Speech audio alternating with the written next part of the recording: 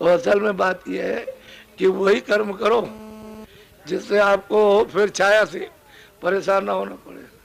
अच्छा काम करो, बुरा काम कोई मत करो।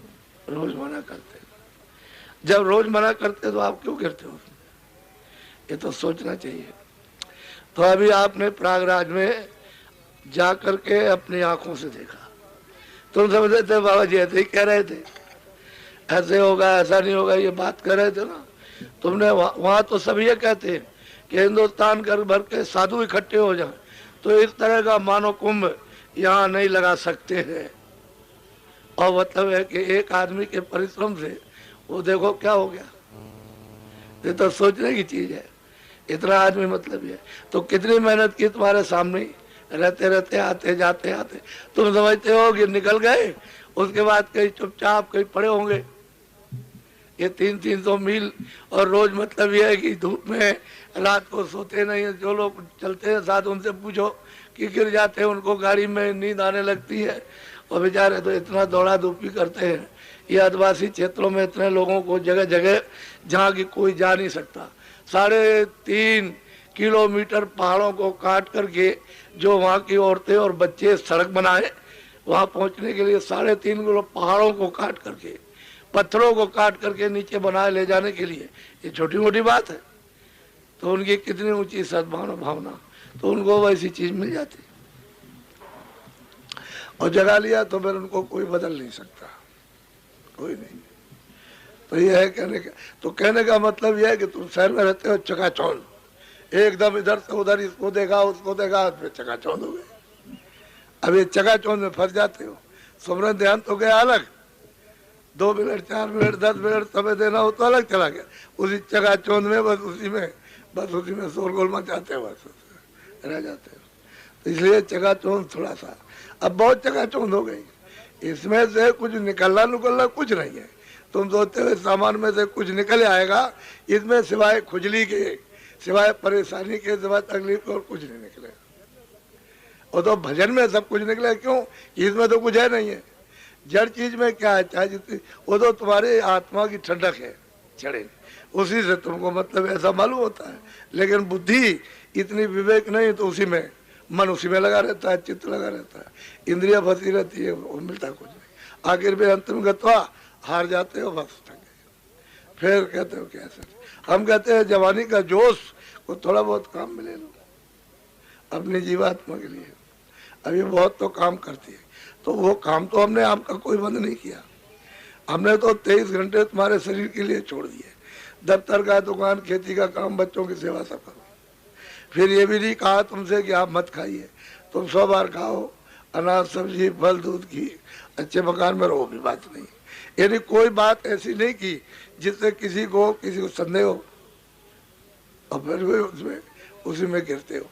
तो देखो अभी नीम सारण में जहाँ 88,000 लोग कहते हैं कि ऋषियों ने तपस्या की, और तपस्या करके मंत्रणा की कि कलयुग आगे आएगा।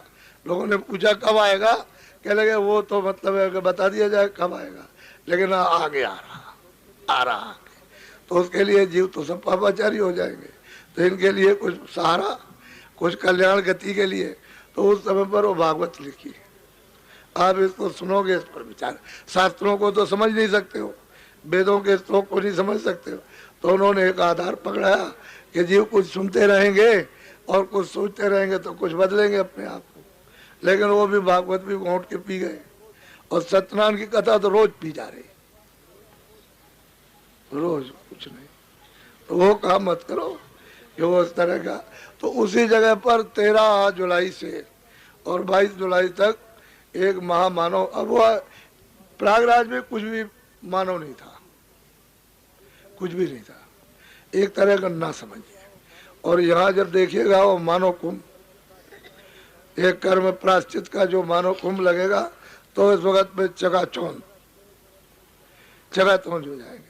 तो असल में बात यह है कि आप लोग, वह स्थानीय ऐसा वहाँ पर यानी कर्म प्रायश्चित किया करते हैं कि हमारा शायद ऋषियों की भूमि पर जहाँ तपस्या की पवित्र भूमि हो, शायद हो सकता है कुछ माफ। ऐसे तो माफ होता नहीं, माफ तो घाट पर बैठने से होगा, और वो भी कौन सा घाट, जल का घाट नहीं, कोई मतलब पहाड़ का घाट नहीं है, ये मनुष्य रूपी मंदिर में जीवात्मा का घाट। वहां पर तो माफी हो सकती है। तो वहां किसी को करना आता नहीं कि मैं वहां कैसे प्रायश्चित करूं, कैसे माफ हो जाए। तुम तो जल में नहाते हो, इधर उधर भाग गए उधर, और वो मूर्त देख ली, कह दो उसमें मतलब हो गया होगा, तुमने कह दिया अच्छा हमारा माफ हो गया होगा, तो ऐसे हो जाएगा तुम्हारे कहने से? तुम तो ये समझते हो ऐसे माफ नहीं होगा। वो तो जीवात्मा का घाट है जिसमें कूड़ा कचरा हरि घाट पर आपने जमा कर रखा, हरि दरवाजे पर। वो जब तक नहीं हटेगा, सफाई नहीं होगी, तब तक जीव गति क्या हो सकती, कुछ नहीं। तो ये ऐसा सुनने को नहीं मिलेगा। सब चीज आपको समझाई जाएगी, ईश्वर क्या है, ब्रह्म क्या है, स्वर्ग क्या है, वैकुंठ क्या है, ब्रह्मांड क्या है, लोक क्या, परलोक क्या है, ये सब तुम्हारी समझ में 10 दिन का तो बहुत बड़ा। अब तुम लोग देखो कितना मतलब है, दूरबीन से भी आदमी देखने में नहीं आता, इतना प्रयागराज में आदमी किस तरह से बैठता था उस मैदान में। कभी कभी क्या सैकड़ों क्या कितने वर्षों से किसी ने नहीं देखा ऐसा। वहाँ से देखने को मिले ऐसे ही वहाँ। लेकिन यह है कि स्थान इससे भी बहुत बड़ा, प्रयागराज त्रिवेणी संगम से बहुत बड़ा स्थान है। ये अभी मतलब यह है कि अभी ये देशमुख वगैरह गए थे, वहाँ देख करके आए, ये देवास वाले, और चतर जी गए थे, उनके साथ कुछ आदमी गए हुए थे, सब देख करके आए कितना बड़ा मैदान, अभी लौट करके आए। तो कहने का मतलब यह है कि आप वहाँ 10 दिन का कार्यक्रम, अब उसमें आप लोग स्नान कर लो तो अच्छा रहेगा, क्योंकि शरीर का कोई भरोसा नहीं। भाई जब हम खुद कहते हैं कि हमारा किराए का मकान है और मतलब ये ऐसे हमको खाली करना, तो जब तक हो जाए किसी का भला तो हो जाए।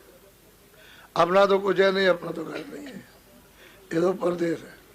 तो असल में चीज आपको कैसे कह सकता हूँ, ये तुम्हारा घर है, तुम्हारा ये है, तुम्हारा, तुम साथ जाओगे, साथ आए हो, ये कुछ ले जाओगे, तो सब लोग समझ पूछ गए। इधर नीम सारण की अपनी अपनी नामदान लिया है, ये नहीं कि सब साहब जी तुम्हारा हिसाब हम देंगे, हर चीज का जो यहाँ सेवा जमा करोगे उसका हम सब हिसाब वही दे देंगे आपको, सब बता देंगे उसका जोड़ कि तुमने सेवा इतनी की, ये तुम्हारे ऊपर में ये खर्चा हो गया, उससे ज्यादा हो जाए समझ के उसका जोड़ा दोगड़ा चौगुना हो जाए तब कहना, आप हिसाब हम दे देंगे। हिसाब पकड़ा देंगे, तुम अपना अपना जोड़ लेना, समझिए। वो तो सब मतलब सब जोड़ना पड़ता है ना। तुम बाजार में जाते हो, हल्दी बगैर काम नहीं, धनिया बगैर काम नहीं, मिर्चा बगैर काम नहीं, जीरा के बगैर कुछ नहीं बनेगा।